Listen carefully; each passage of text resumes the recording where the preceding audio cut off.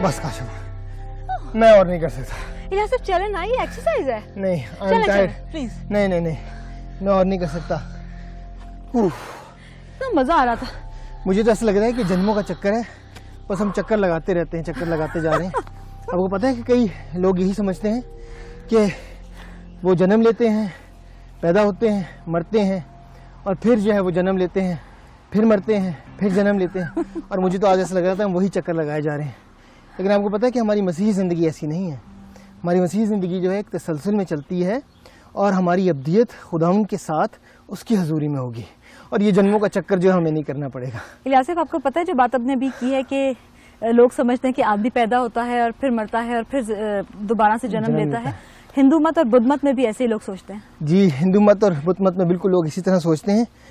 लेकिन हम देखते हैं कि खुदावंद यीशु मसीह का जो है वो कलाम हमें कुछ और बताता है। बल्कि बाज़ औक़ात लोग जो हैं, कई तो ये समझते हैं कि जब वो मर जाते हैं तो भी उनकी रूहें जो है वो जिंदों के साथ ज़मीन पर ही रहती हैं।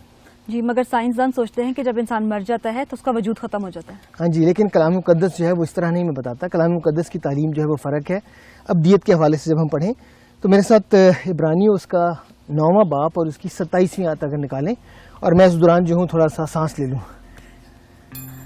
और जिस तरह आदमियों के लिए एक बार मरना और उसके बाद अदालत का होना मुकर्रर है। जी, खुदाम का कलाम कहता है कि आदमियों के लिए एक दफ़ा मरना और फिर अदालत का होना मुकर्रर है। मसीह ईमान के मुताबिक याद रखें कि अब्दियत के मुतालिक जब हम बात करते हैं तो दो जमातों के मुतालिक बात करते हैं। एक वो जिन्होंने खुदाम यीशु मसीह को अपनी ज़िंदगी में आने की दावत दी है, और एक वो जिन्होंने खुदाम यीशु मसीह को अपनी ज़िंदगी में कबूल नहीं किया। तो इलियास, क्यों ना हम कुछ देर के लिए इस बात पर गौर करें कि जिन्होंने खुदावंद यीशु मसीह को कबूल किया है उनकी अब्दियत कैसी होगी, और जिन्होंने नहीं किया उनकी अब्दियत कैसी होगी। जी, पहले हम बात करते हैं कि जिन्होंने खुदावंद यीशु मसीह को कबूल किया है उनकी अब्दियत कैसी होगी। और हम देखते हैं कि दो तरीक़ों से मसीही जो हैं या ईमानदार जो हैं वो आसमान पर उठाए जाएंगे। और पहला हम देखते हैं कि वो लोग, वो मसीही जो अचानक उठाए जाएंगे, जिसे हम इंग्लिश में रैप्चर भी कहते हैं। और फिर हम देखते हैं कि दूसरा तरीका ये है कि ऐसे लोग जो खुदाम यीशु मसीह में मर चुके हैं, खुदाम ने मर चुके हैं, उनकी जो है वो क़यामत होगी। और जो लोग अचानक उठाए जाएंगे रैप्चर में, वो हम देखते हैं कि वो लोग होंगे जो खुदाम यीशु मसीह के साथ उस वक्त खुदाम यीशु मसीह में ज़िंदा होंगे। और जिन लोगों को की क़यामत होगी, ये वो लोग हैं जो खुदाम यीशु मसीह में सो चुके हैं या मर चुके होंगे। और इसके लिए आप मेरे साथ अगर हवाला निकालें, पहला तसलीकियों 4 बाप उसकी 13वीं और 18वीं आयत में, हमारे पास वक्त तो नहीं होगा कि हम इसे पढ़ सकें, लेकिन इस हवाले में हमें इन दोनों जो है वो तरीक़ों का पता चलता है, बातों का जिक्र पता चलता है कि मसीही लोग जो हैं वो किस तरह आसमान पर उठाए जाएंगे। और इसके साथ ही इलियासिफ पौलुस रसूल कलाम मुकद्दस में बड़े वाज़ेह तौर पे बताते हैं कि अब्दियत में हमें जलाली बदन मिलेंगे। और उसका हवाला जो है वो फिलिपियों 3 बाब और उसकी 20वीं और 21वीं आयत में है। पर मैं आपके सामने उसका आखिरी हिस्सा पढ़ूंगी, और बड़ी खूबसूरत आयत है ये। हमारी पस्त हाली के बदन की शक्ल बदल कर अपने जलाल के बदन की सूरत पर बनाएगा। जी, खुदावंद यीशु मसीह कहते हैं कि अपने जलाल की सूरत पर हमारे बदनों को वो बनाएगा। काशिफा, यहाँ पर हमें ये नहीं भूलना चाहिए कि जो ईमानदार हैं उनकी भी जो अदालत होगी, और उन्हें भी तख्ते अदालत में खुदावंद यीशु मसीह के सामने पेश होना पड़ेगा। और उन्होंने जैसी ज़िंदगी गुजारी है, मसीही होते हुए जिस तरह इस दुनिया में रहते हुए उन्होंने अपनी ज़िंदगी गुजारी है और काम किए हैं, उनके मुताबिक खुदावंद जो है वो उन्हें अजर भी बख्श देंगे। और इसके लिए अगर आप जिक्र देखना चाहती हैं तो पहला करंथियों उसका 3 बाप और इसकी 11वीं से 14वीं आयत, और दूसरा करंथियों 5 बाप उसकी 10वीं आयत में अगर आप पढ़ें तो हमें इस सारी बात का जो है वो जिक्र मिलता है। तो इलियासिफ, क्यों ना अब हम इस बात पर गौर करें कि गैर मसीहियों की जो है वो अब्दियत कैसी होगी। जी, हम इस वक्त तक बात कर रहे थे कि मसीहों की अब्दियत कैसी होगी, और जब हम इस बात पर गौर करते हैं कि गैर मसीहों की अब्दियत कैसी होगी, तो ये एक तमसील के तौर पर मैं आपको बताना चाहूँगा। अगर आप मेरे साथ निकालें लूका की इंजील उसका 16वां बाप और उसकी 23वीं और 24वीं आयत। और इस कहानी को हमने बहुत दफ़ा पढ़ा है, लेकिन मैं चाहूँगा कि ये इस वक्त आप हमारे लिए ज़रूर पढ़ें। जी ज़रूर। लूका की इंजील 16वां बाप उसकी 23वीं और 24वीं आयत। उसने आलम अरवाक के दरमियान अजाब में मुब्तला होकर अपनी आंखें उठाईं और इब्राहिम को दूर से देखा और उसकी गोद में लाजर को। اور اس نے پکار کر کہا اے باپ ابراہیم مجھ پر رحم کر کہ لازر کو بھیج کہ اپنی انگلی کا سرا پانی میں بھگو کر میری زبان تر کرے کیونکہ میں اس آگ میں تڑپتا ہوں. جی کاشفہ یہ ہم نے کہانی بہت مرتبہ میرا خیال میں ہم نے پڑھی بھی ہوگی اور سنی بھی ہوگی. یہ لازر اور اس امیر آدمی کی ہے کہ امیر آدمی کا رویہ لازر کے ساتھ اس دنیا میں کیسا تھا, وہ کس طرح لازر کو جو ہے اس دنیا میں ٹریٹ کرتا تھا, اور ہم آگے چل کے دیکھتے ہیں کہ ابدیت میں اس کی کیا حالت تھی. اس تمثیل سے ہم چند باتیں جو ہیں وہ سیکھتے ہیں, وہ میں ضرور آپ کے سامنے بیان کرنا چاہوں گا. اگر اس تمثیل کو ہم پورے طور پر پڑھیں اور سیکھیں تو ہمیں پتہ چلتا ہے کہ پہلی بات یہ ہے کہ انسان جو ہے وہ جب مر جاتا ہے اس کا وجود ختم نہیں ہوتا. جیسے ہم نے کہا تھا کہ بعض سائنسدان جو ہے وہ اس بات کو مانتے ہیں کہ انسان کے مرنے کے بعد اس کا وجود جو ہے وہ ختم ہو جاتا ہے, لیکن یہ تمثیل ہمیں بتاتی ہے کہ آدمی کا وجود, انسان کا وجود مرنے کے بعد ختم نہیں ہوتا.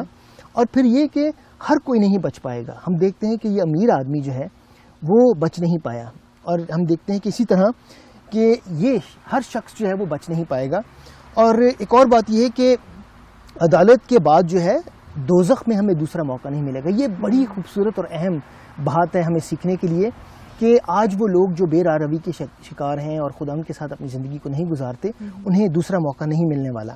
اور پھر آخری بات ہم یہ دیکھتے ہیں کہ ان کی حالت اور ان کی تکلیف میں جو ہے وہ تبدیلی نہیں ہوگی. آپ دیکھتے ہیں کہ یہ شخص جو کہ امیر آدمی تھا, اس کی تکلیف اور اس کا درد جو تھا وہ باقاعدگی سے قائم تھا, اور وہ ابدیت تک جو ہے وہ قائم رہے گا.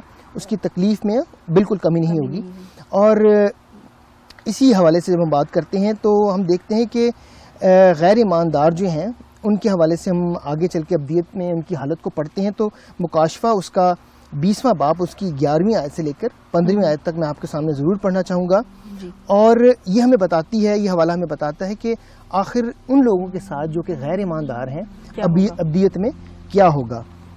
مکاشفہ اس کا 20واں باب اور اس کی 11ویں آیت سے لے کر 15ویں آیت تک, اور اس میں یوں لکھا ہے پھر میں نے ایک بڑا سفید تخت اور جو اس پر بیٹھا تھا دیکھا, اور اس کے سامنے زمین اور آسمان بھاگ گئے اور انہیں کہیں جگہ نہ ملی.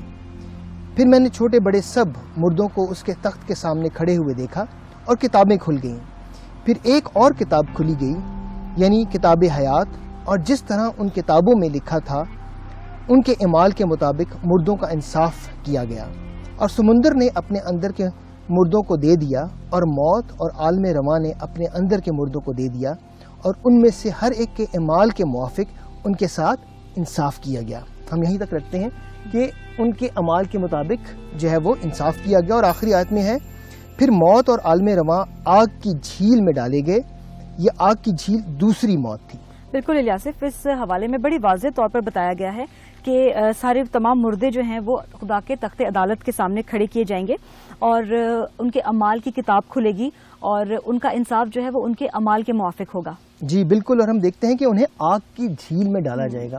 ان لوگوں کو, ان غیر ایمانداروں کو جنہوں نے خدا یسوع مسیح کے کلام کو سن کر, اس کو خدا یسوع مسیح کے بارے میں سن کر اس کو رد کیا اور اسے قبول نہیں کیا. اور یاد رکھیں کہ یہ آگ جو ہے وہ بھسم نہیں ہوگی, بلکہ ان کی تکلیف اور ان کی درد جو ہے وہ لگاتار ان کے ساتھ ابدیت میں رہے گی. بالکل الیاسف, اور خداوند کے کلام کی یہ سچائیاں بڑی غور طلب ہیں, اور ہم دیکھتے ہیں کہ خداوند انسان کو بار بار موقع دیتا ہے کہ وہ اس کی طرف پھرے اور اپنی زندگی جو ہے وہ بہتر بنائے اور ابدیت میں داخل ہو سکے. تو کیوں نہ اس کے ساتھ ہی ہم اعادہ کریں. جی ضرور, جو کچھ آج ہم نے سیکھا اس کو دہرا لیتے ہیں. سب سے پہلی بات تو یہ کہ دوسرے مذاہب کی طرح ابدیت کا مسیحی تصور تسلسل میں ہے, نہ کہ گردشی. مسیحی یہ بھی ایمان رکھتے ہیں کہ یوم قیامت پر مردوں کی قیامت ہوگی. کلام مقدس یہ بھی سکھاتا ہے کہ جو ایمان نہیں لاتے وہ ہمیشہ کی آگ میں ڈالے جائیں گے. اس کے برعکس موت کے بعد ایمانداروں کی امید انہیں فردوس میں جانے کی امید دلاتی ہے. جانے دو. 1 2 1 2 come with us, come. Come guys. 1 2 1 2